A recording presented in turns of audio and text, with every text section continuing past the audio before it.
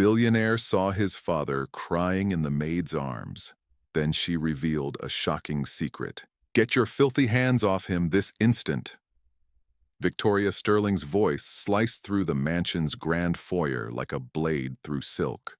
Lightning illuminated the towering windows of the Sterling estate, casting eerie shadows across the imported Italian marble. The storm outside was nothing compared to the tempest brewing inside.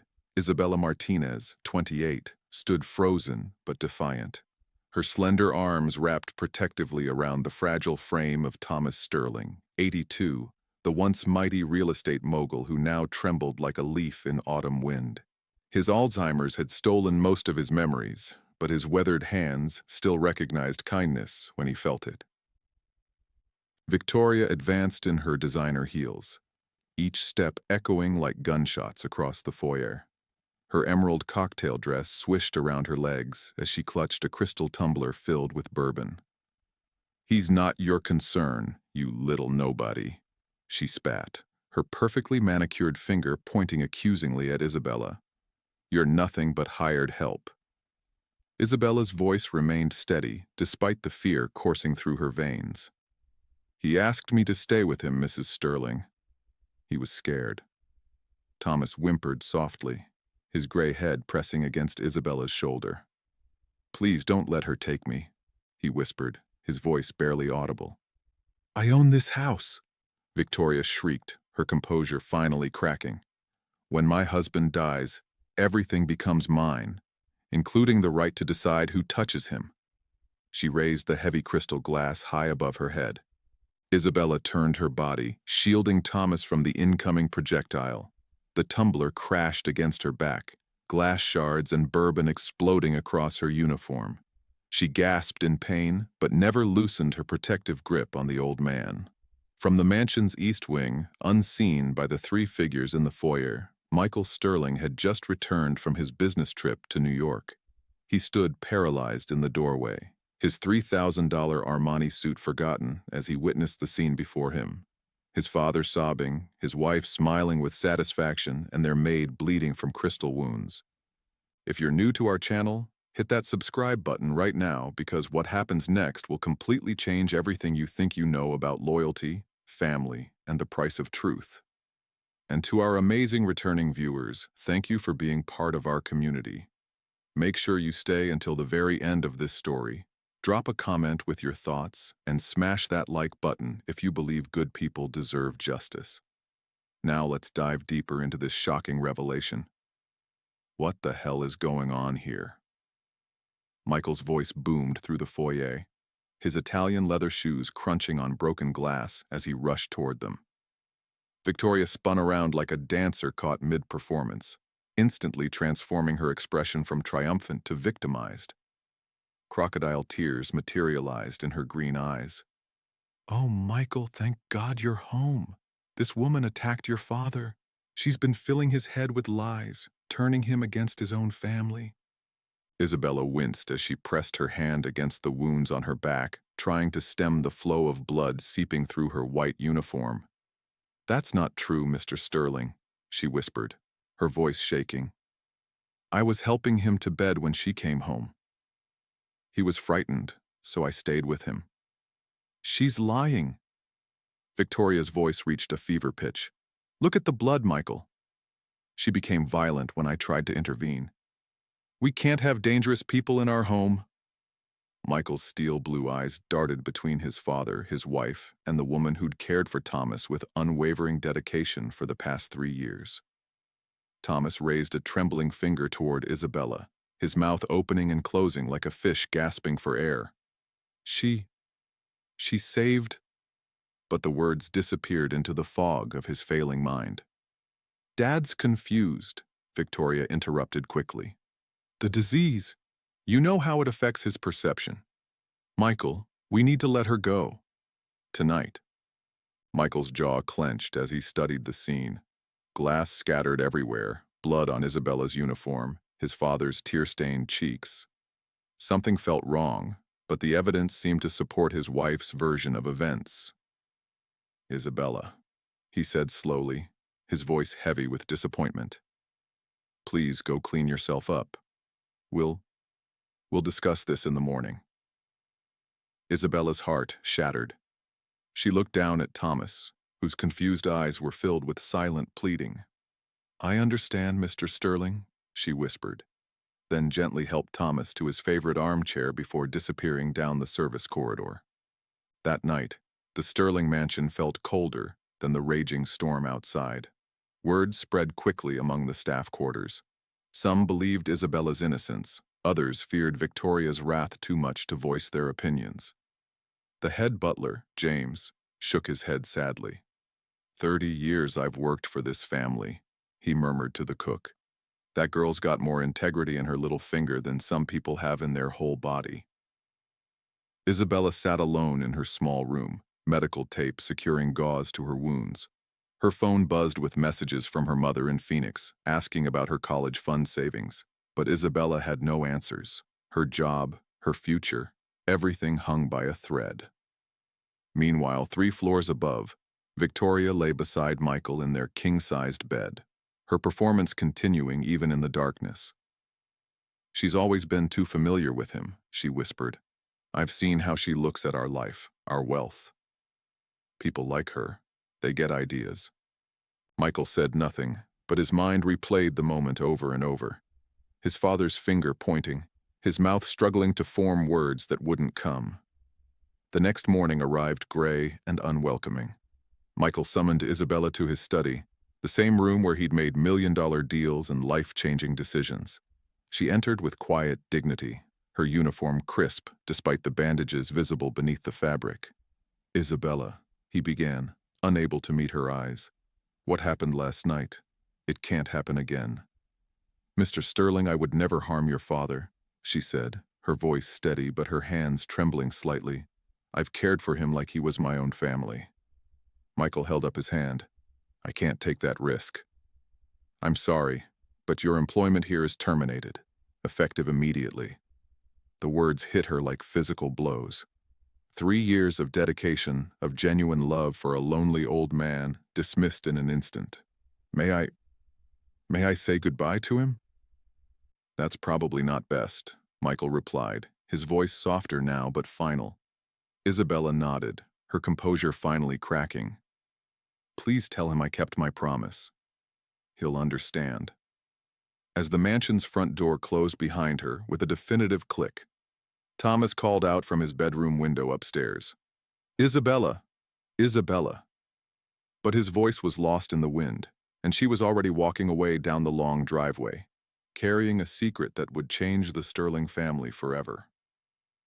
The weeks that followed Isabella's departure were marked by Thomas's rapid decline.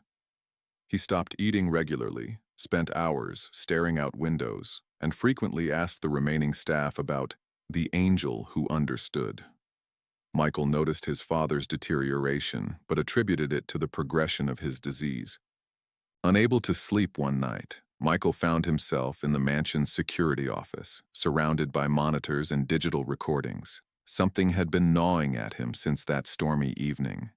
He pulled up the footage from the foyer, his fingers hesitating over the playback controls.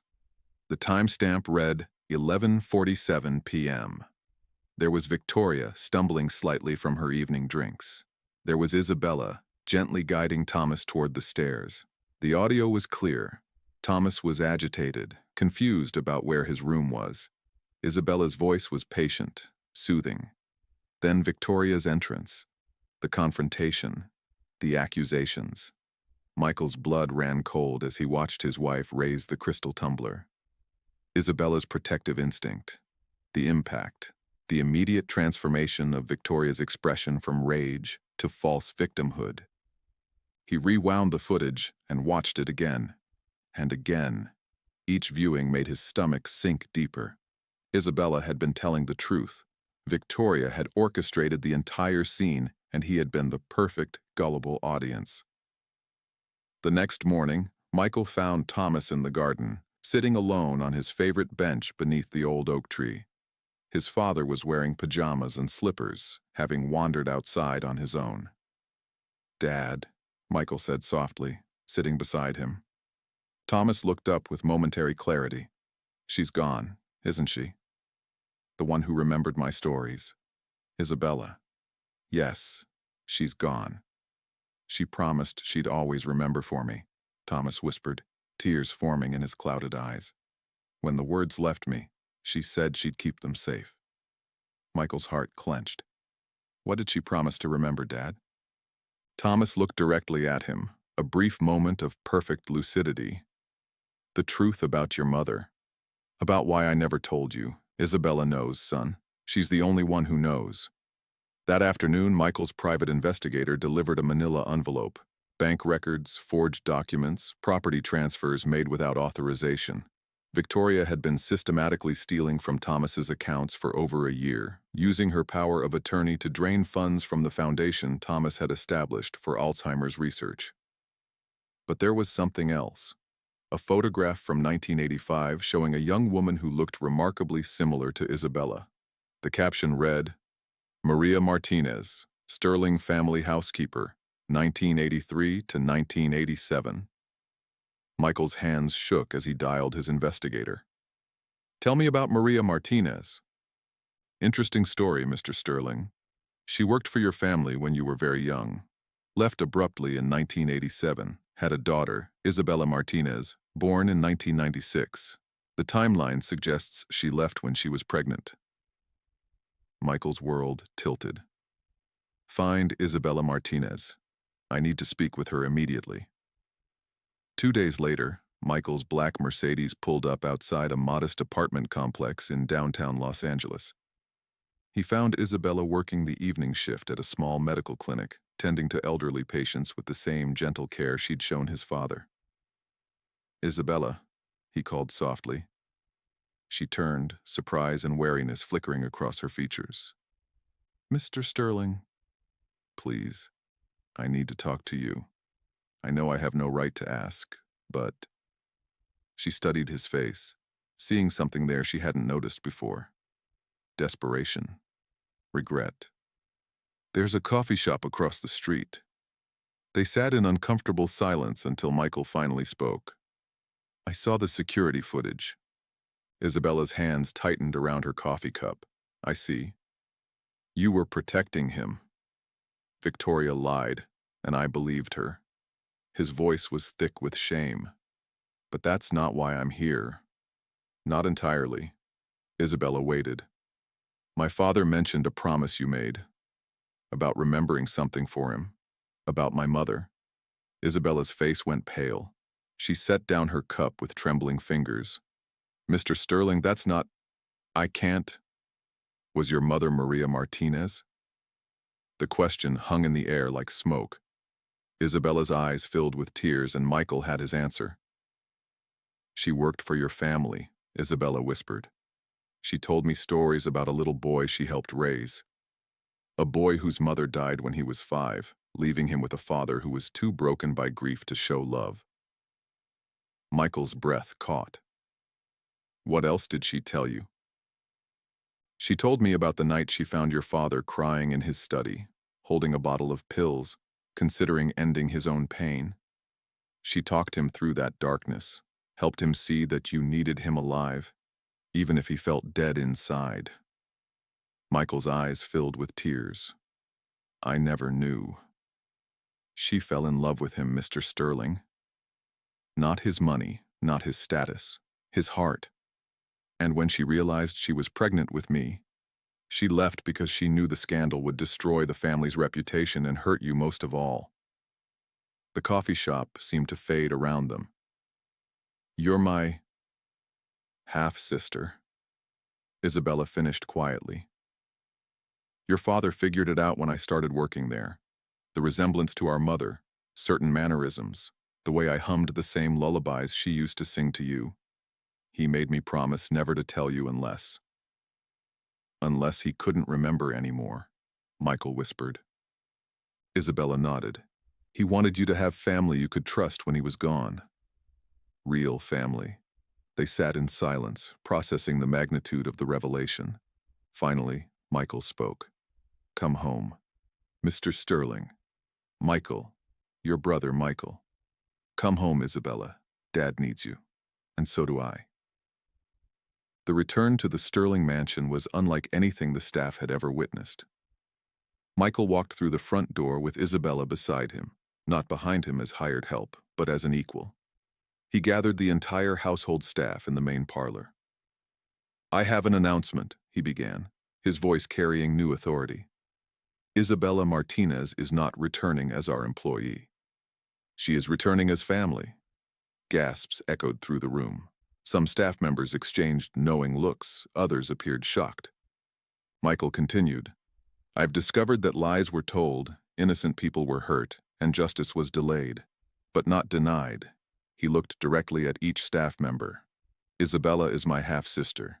She will be taking over management of this estate and my father's care. Anyone who has a problem with this arrangement is welcome to seek employment elsewhere." The head butler, James, stepped forward with tears in his eyes. "Welcome home, Miss Martinez," he said formally, then added with a smile, "We missed you." Later that evening, Isabella sat beside Thomas in his favorite chair by the fireplace. His eyes were clearer than they'd been in weeks. "You came back," he whispered, taking her hand. "I promised I would always remember for you," she replied softly. "And the secret? He knows now. About Mother. About me. About all of it." Thomas smiled, the deepest peace settling over his features. "Then I can rest now." Michael entered the room carrying a leather portfolio. "Isabella, these are the updated estate documents. You're now a full beneficiary, co-trustee of the foundation, and legal guardian of Dad's medical decisions." She looked up at him through tears. "I don't need your money, Michael." "It's not about the money," he replied. "It's about belonging somewhere, about family taking care of family." Thomas squeezed Isabella's hand. "Your mother would be proud," he whispered. Over the following months, the Sterling mansion was transformed. Victoria was served with divorce papers and criminal charges for financial fraud. She disappeared into legal battles and social exile, her carefully constructed life crumbling like a house of cards. Isabella moved into the family wing of the mansion, her small room replaced by a suite adjacent to Thomas's quarters. She enrolled in online college courses, pursuing the education she'd always dreamed of, while continuing to care for the man who'd become both father figure and champion. Michael discovered that having a sister changed everything. Isabella's presence brought laughter back to family dinners, warmth back to conversations, and hope back to a future that had seemed predetermined and cold. The Sterling Foundation, now under Isabella's co-management, tripled its funding for Alzheimer's research and established a new program providing care for elderly patients from low-income families. 1 year after that stormy night, the three of them sat on the garden bench beneath the old oak tree. Thomas's condition had stabilized, his agitation replaced by contentment now that he was surrounded by people who truly loved him. "Tell me about Mother," Michael asked Isabella. Isabella smiled, her voice taking on the cadence of cherished memory. She used to say that home isn't a place. It's the people who choose to love you even when the world tells them not to. She said the Sterling family taught her that kindness is the only currency that matters. Thomas nodded slowly. She was right. About everything. Michael looked at his sister, his father, and the estate that no longer felt like a cold monument to wealth, but like a true home. "She gave us each other," he said simply. As the sun set over the Sterling estate, casting golden light through the oak leaves, three people who'd been strangers bound only by secrets had become a family united by truth, love, and the understanding that sometimes the most precious inheritances can't be measured in dollars or deeds, but in the courage to choose love over lies and family over fear. If this story moved you, if you believe that truth will always find its way to the light, and that family is defined by love rather than blood, please hit that like button and share this video with someone who needs to hear this message. Because sometimes the people we overlook, the ones working quietly in the background, carry the keys to our greatest happiness. And sometimes the family we need most is the family we never knew we had. Thank you for watching, and we'll see you in the next story.